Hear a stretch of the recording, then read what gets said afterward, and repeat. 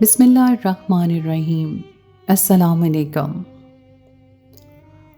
میں ایک لڑکے سے محبت کرتی تھی اور اس سے شادی کرنا چاہتی تھی، اور گھر والے نہ مانے اور میں گھر سے بھاگ گئی۔ اس لڑکے نے میرے ساتھ بدکاری کر کے میرا سارا سامان لے کر غائب کر گیا۔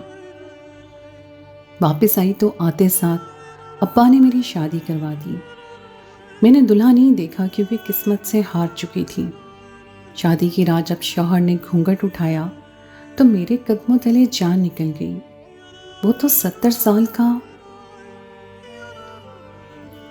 میں گمسم سی ہو کر رہ گئی تھی۔ میرے والد اور بھائی کمرے سے باہر نکل گئے تھے۔ وہ جو کچھ مجھ سے کہہ کر گئے تھے وہ میرے لیے اذیت ناک تو تھا، لیکن انکار کا حق نہیں رکھتی تھی۔ میں بس یہ سوچ رہی تھی کہ ایسا کون ہے جو میرے بارے میں یہ سچ جان کر مجھ سے شادی کے لیے راضی ہے۔ جو چوٹ میں نے اپنے گھر والوں کو دی تھی، میں اپنے باپ سے مزید کوئی بھی اختلاف نہیں کر سکتی تھی، اس لیے رات تک بس لباس ہی تبدیل کر کے بیٹھ گئی تھی۔ میرے والد اور بھائی ہی کمرے میں آئے تھے اور مجھ سے نکاح نامے پہ سائن کروا کر چلے گئے۔ میری ماں نے تو دوبارہ پلٹ کر میری شکل تک نہ دیکھی تھی۔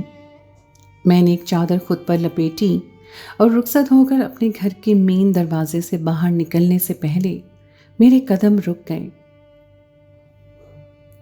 اپنے گھر کی دہلیز پار کرتے ہوئے میرا دل اس وقت خون کے آنسو رو رہا تھا۔ کاش چند دن پہلے میں اسے پار کرنے سے پہلے صرف اپنی عزت کا سوچتی، اپنے ان ماں باپ کے بارے میں سوچتی جو میری خاطر آج تک مشقت اٹھاتے آئے تھے۔ میرا باپ مجھ سے کتنی محبت کرتا تھا، مجھے کبھی شہزادی تو کبھی رانی کہتا تھا۔ میری ماں اپنی ضروریات کو کم کر کے میری خواہشات کو پورا کرنے کے لیے اپنا آرام سکون برباد کر لیتی تھی۔ میرا بھائی مجھے گڑیا کہتا تھا، میرے لیے کیا کچھ نہیں لاتا تھا، گو کہ سبھی میرے لاڈ اٹھاتے تھے، لیکن میں نے انہیں کیا صلہ دیا تھا۔ میں شادی میں خاموشی سے بیٹھی تھی، مجھے اس بات سے کوئی دلچسپی نہیں تھی کہ میرا شوہر کون ہے، کیسا ہے۔ ایک بڑے سے بنگلے کے باہر گاڑی رکی تھی۔ میں دیکھ کر حیران ہوئی تھی، ایسا کون تھا جو مجھے اتنے بڑے گھر سے بیانے آیا تھا۔ کبھی یہ خواب میں دیکھا کرتی تھی، بہت دعائیں بھی کیا کرتی تھی، منتیں بھی مانگتی تھی، لیکن آج دل ہر خواہش سے آزاد ہو چکا تھا۔ میں نے خوابوں کے عذاب دیکھے تھے، سہے تھے۔ مجھے ایک کمرے میں بٹھا دیا گیا۔ کمرہ کافی کشادہ تھا، اے سی بھی چل رہا تھا۔ کب میرے کمرے کا دروازہ کھول کر بند ہوا، میرے دل کی دھڑکنوں میں کوئی ارتعاش پیدا نہیں ہوا تھا۔ میرا شوہر میرے سامنے آ کر بیٹھ گیا، میرے دل میں کوئی امنگ نہیں تھی، لیکن جب اس نے مجھ سے سلام کیا تو اس کی آواز سن کر میرا مردہ دل دھک سے رہ گیا تھا۔ بے ساختہ میں نے اس کی طرف دیکھا اور پتھر کی ہو گئی۔ وہ تو 70 سال کا۔ ہم لڑکیاں بھی کتنی نادان ہوتی ہیں، جو سمجھتی ہیں آسمان پر نظر آنے والا چاند جو ہمیں دیوار کی منڈیر پر نظر آ رہا ہے، ہم اسے ہاتھ بڑھا کر پکڑ لیں گے اور وہ ہماری دسترس میں آ جائے گا، لیکن یہ نہیں سوچتی کہ کبھی چاند دسترس میں آتا ہے۔ کچی نیندوں کے خواب ہمیشہ عذاب بن کر تڑپاتے ہیں۔ میں نے یہی عذاب سہے تھے اور اب تک سہ رہی ہوں۔ ڈائری لکھنے کا شوق مجھے چھٹی جماعت سے تھا۔ میں شعر لکھنے اور پڑھنے کی شوقین تھی۔ کچھ بڑی ہوئی تو رومانوی رسالے پڑھنے لگی، اور بہت سی لڑکیوں کی طرح میں جب ناول میں ہیروئن کا کردار پڑھتی تو تصور میں خود کو سوچتی اور ہیرو میرے تصوراتی ہوتا۔ میں کہانی میں اس قدر کھو سی جاتی کہ اپنی حقیقی زندگی بھی ایک خواب سی لگنے لگتی تھی۔ کبھی لگتا مجھے کوئی سوٹڈ بوٹڈ ہیرو راہ میں مل جائے گا اور اپنے بڑے سے بنگلے میں رانی بنا کر لے جائے گا، لیکن جو میرے ساتھ ہونا تھا خدا نہ کرے کہ کسی لڑکی کے ساتھ ہو۔ میرا نام حمیرہ ہے۔ ایسے خواب آنکھوں میں سجائے جب میں کالج میں آئی تو ایک دن مجھے لگا میرا خواب سچائی کی تصویر بن کر میرے سامنے آ گیا ہو۔ چند دنوں سے کالج جاتے ہوئے میں روزانہ اسے دیکھتی تھی۔ وہ بہت ہینڈسم تھا، بالکل فلمی ہیرو جیسا۔ میں بس سٹاپ پر کھڑی اسے ہی ٹکٹکی باندھے دیکھتی رہتی جب تک میری مطلوبہ بس نہ آ جاتی۔ وہ ہمیشہ لاپرواہ انداز سے کھڑا ہوتا تھا، مجال ہے کہ ایک نظر بھی میری طرف دیکھتا۔ میری یہ آرزو ہوتی کہ وہ میری طرف دیکھے۔ میں ایک ایسے گھرانے سے تعلق رکھتی تھی جہاں شادی اپنے ہی خاندان میں ہوتی تھی۔ میری منگنی بھی میرے کزن سے ہوئی تھی، لیکن وہ گہری رنگت کا مالک تھا، مجھے ایک آنکھ نہیں بھاتا تھا۔ میں خود بھی خوبصورت تھی اور مجھے لڑکے بھی ایسے ہی پسند تھے، اور اب تو مجھے ایسا لڑکا بھی مل گیا تھا۔ کچھ دن تو وہ لڑکا مجھے نظر انداز کرتا رہا، لیکن پھر وہ بھی مجھے دیکھنے لگا، کبھی مجھے دیکھ کر مسکرانے بھی لگتا۔ اف، اس کی مسکراہٹ سے اس کے گال پر ڈمپل پڑتا، اور وہ دیکھ کر مجھے اپنے پسندیدہ ناول کے ہیرو کا ڈمپل یاد آنے لگتا۔ میں تصوراتی دنیا میں پہنچ جاتی کہ یہ لڑکا اب میری محبت میں بری طرح سے گرفتار ہو گیا ہے۔ میری بھی بڑی خوبصورت سی لو سٹوری بن جائے گی۔ شاید اس وقت میرے ستارے عروج پر تھے، کیونکہ وہ لڑکا اب روز مجھے دیکھ کر مسکرانے لگا تھا۔ ایک بار تو اس نے میرے پاس سے گزرتے ہوئے اپنا فون نمبر بھی مجھے بتا دیا تھا۔ ویسے تو میں اتنی ذہین نہیں تھی، لیکن پھر بھی مجھے اس کا نمبر بڑی اچھی طرح سے یاد ہو گیا تھا۔ رات کو میں نے اپنے موبائل سے اسے فون کیا اور اپنا تعارف کروایا۔ وہ بھی مجھ سے باتیں کرنے لگا۔ ہماری دوستی ہو گئی اور ہم گھنٹوں فون پر باتیں کرتے رہتے۔ سب سے پہلے محبت کا اظہار اس لڑکے نے مجھ سے کیا۔ اس وقت تو میں خود کو دنیا کی خوش نصیب لڑکی سمجھ رہی تھی۔ اس لڑکے کا نام عمران تھا۔ عمران 1 ماہ تو مجھ سے فون پر باتیں کرتا رہا۔ اس کے بعد اس نے مجھ سے ملاقات کی ضد کی۔ جب عمران نے مجھ سے کہا کہ وہ کالج کے بجائے کسی اور بس میں بیٹھ جاؤں تو وہ اسی بس میں بیٹھے گا، پھر ہم اگلے ہی سٹاپ پر اتر جائیں گے اور وہ مجھے اپنے ساتھ لے جائے گا۔ پہلے تو میں نے عمران کو منع کر دیا، لیکن جب وہ مجھے ناراض ہونے کی دھمکی دینے لگا تو میں اس کی بات مان گئی،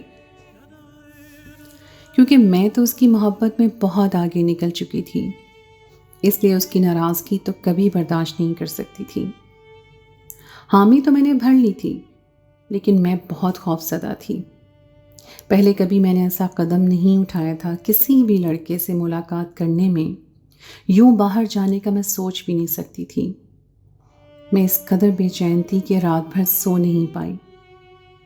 صبح جب کالج کے لیے تیار ہو رہی تھی، یہ سوچ کر میری جان نکل رہی تھی کہ کیسے میں کالج کے بہانے ملاقات کرنے جا سکتی ہوں، وہ بھی یونیفارم میں۔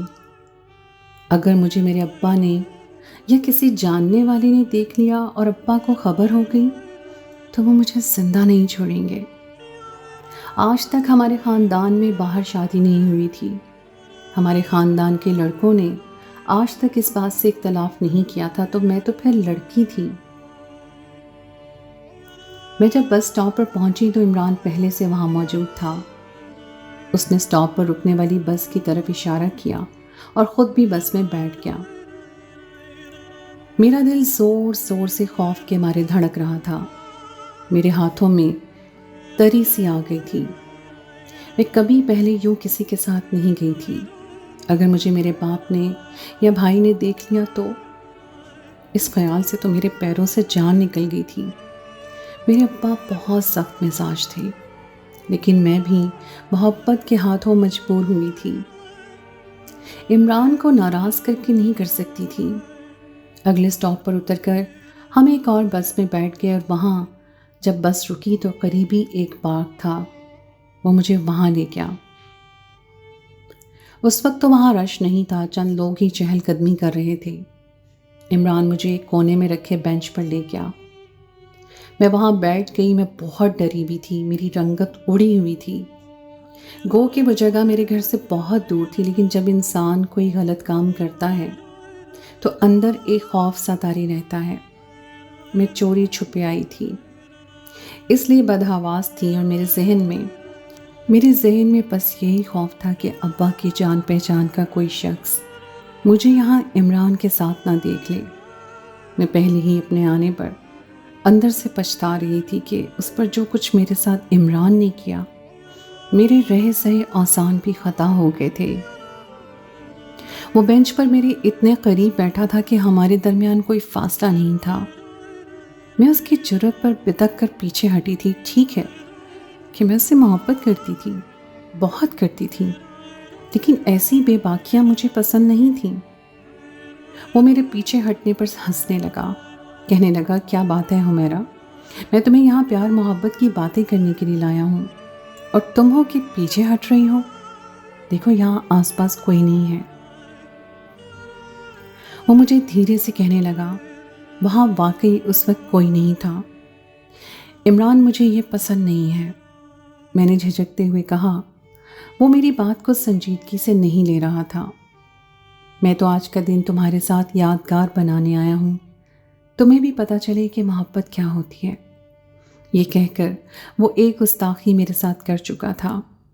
میں تو دنگ سی رہ گئی تھی، اس لیے وہاں سے اٹھ کھڑی ہوئی اور میں نے کہا کہ مجھے اپنے گھر جانا ہے، میں گھر جا رہی ہوں۔ وہ مجھے پکارتا ہی رہ گیا، لیکن میں اپنے گھر لوٹ آئی۔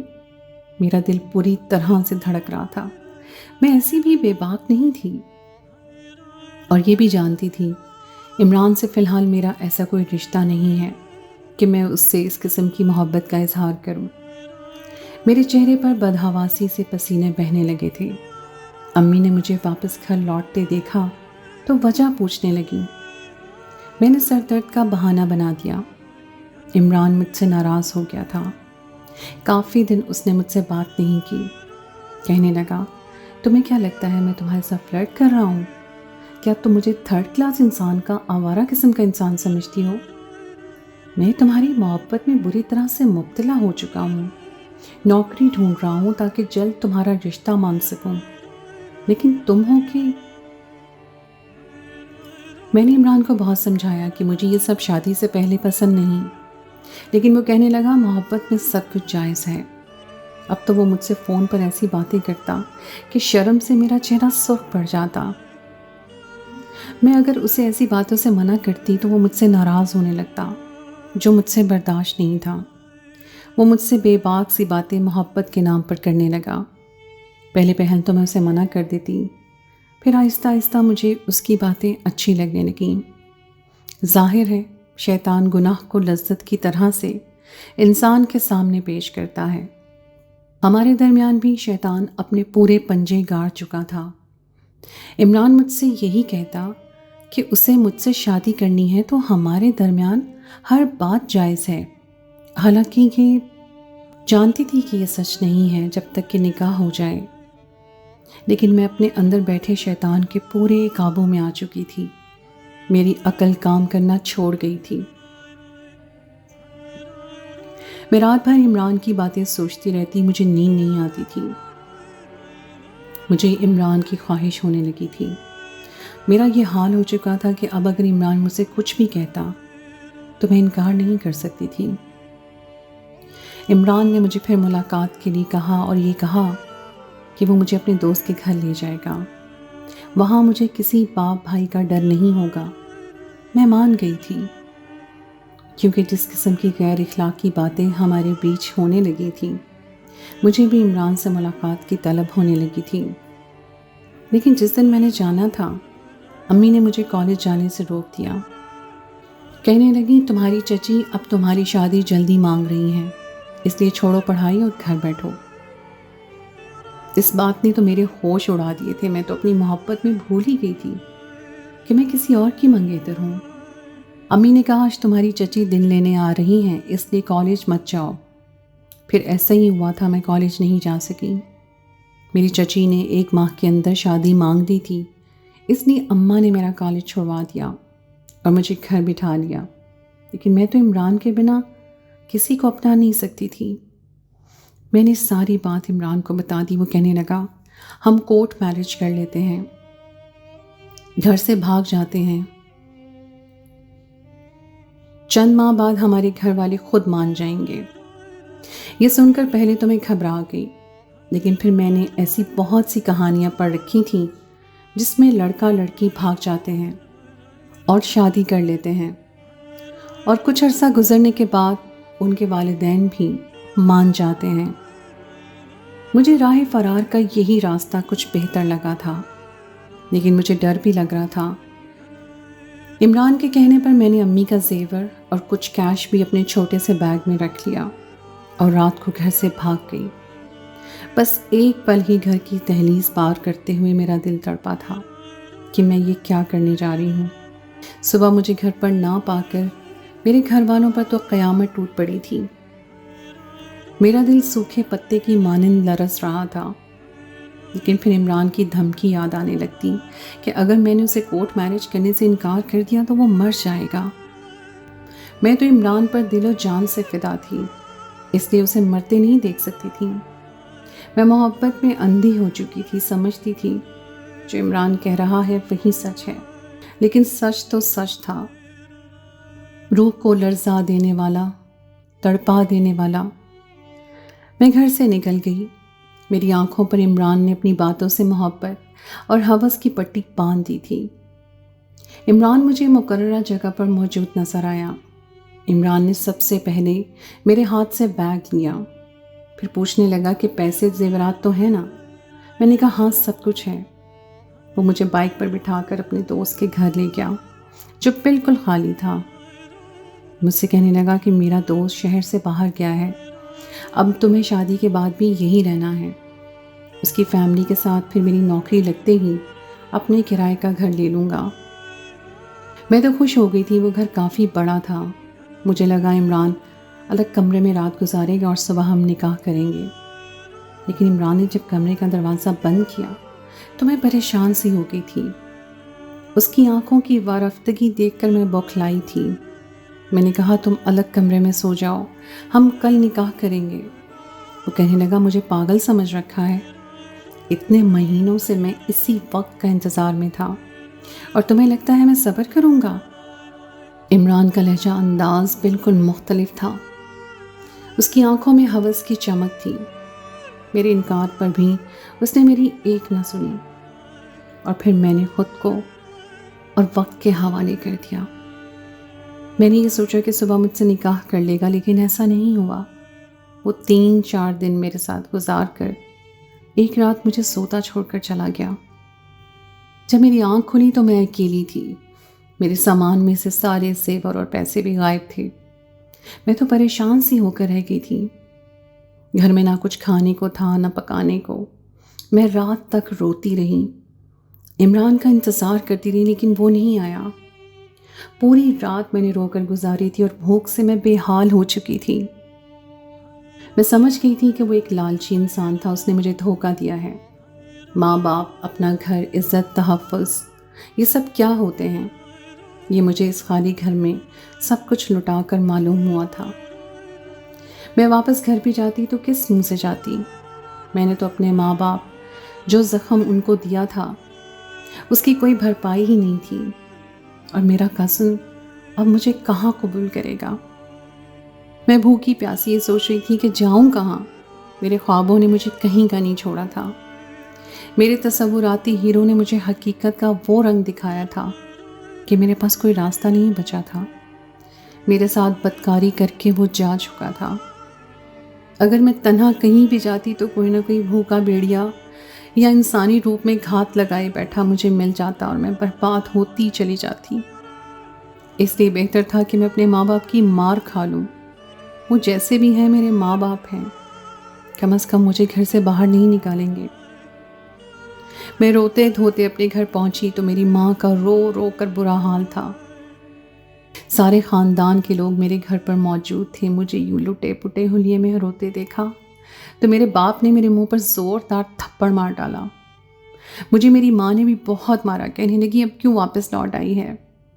ہماری عزت کو خاک میں ملا دیا تم نے، جس کے ساتھ تم نے منہ کالا کیا تھا اسی کے پاس رہتی۔ میں بے تحاشا رو رہی تھی۔ میں نے کہا वो मुझे छोड़ कर चला गया। मेरी माँ कहने लगी, ऐसे लड़के कब घर बसाते हैं, वो सिर्फ वक्त गुजारते हैं। तू वापस क्यों आ गई हो मेरा, तू मर क्यों नहीं गई, काश के तू पैदा होते ही मर जाती।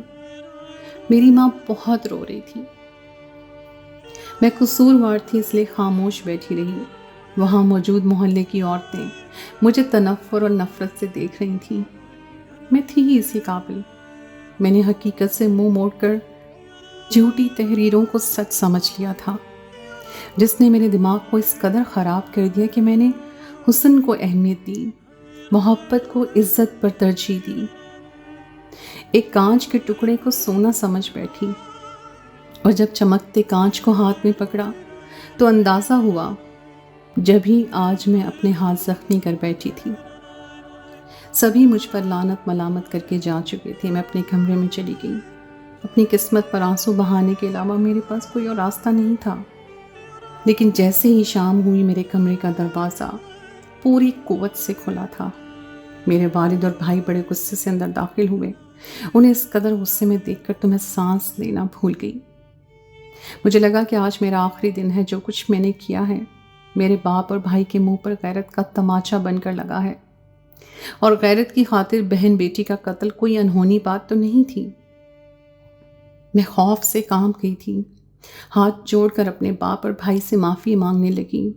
उन्हें कहने लगी कि मुझे माफ़ कर दें। मेरे वालिद ने कहा कि तूने जो जिल्लत हमें दी है, जी तो चाहता है तेरा गला दबाकर तुझे मार डालूं, लेकिन क्या करूं, तू मेरी औलाद है। मेरे वालिद ने सुर्ख आंखें मेरी आंखों में डालकर कहा और फिर मुझसे बोले कि एक अच्छा सा जोड़ा पहनकर तैयार रहना, रात को तेरा निकाह कर रहा हूँ। मैं तुझे अपने घर नहीं रखूँगा और ये भी याद रखना कि आज तू रुखसत होकर जाए तो समझ लेना कि इस घर से तेरा ताल्लुक़ ख़त्म है। मैं गुमसुम सी होकर रह गई थी। मेरे वालिद और भाई कमरे से बाहर निकल गए थे।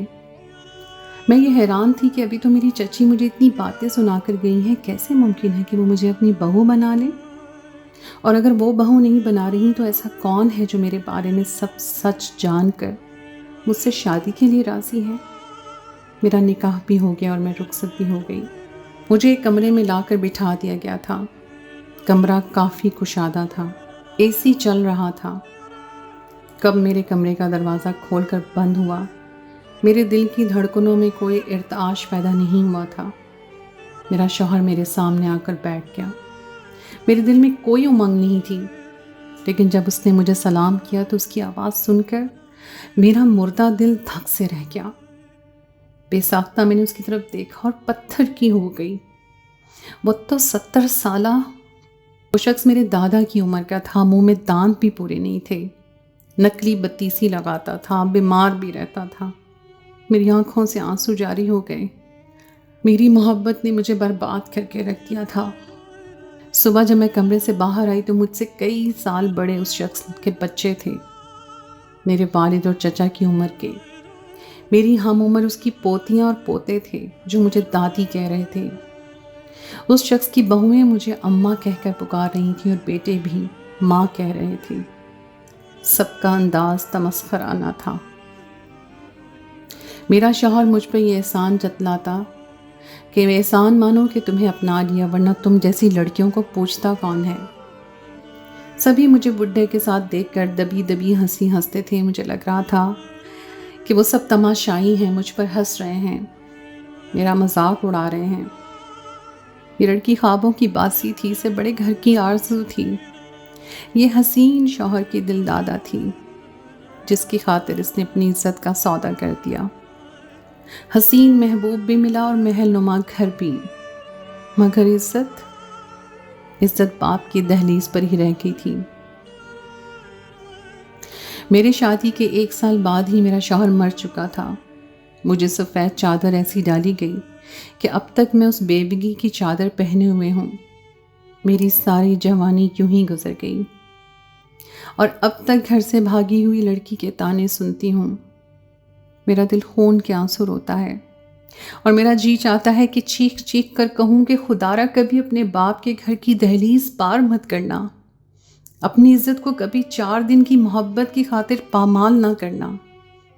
جو شخص گھر سے بھاگ جانے کو محبت کا نام دے وہ محبوب نہیں لٹیرا ہوتا ہے۔ تو دوستو یہ تھی میری آج کی کہانی۔ امید ہے آپ کو آج کی کہانی پسند آئی ہوگی۔ کہانی اچھی لگے تو اسے لائک ضرور کیجیے، اپنے دوستوں کے ساتھ شیئر کیجیے، اور اگر آپ نے ابھی تک میرے چینل کو سبسکرائب نہیں کیا تو اسے فوراً کر لیجیے۔ اگلی کہانی تک کے لیے مجھے دیجیے اجازت۔ خدائے پیمان۔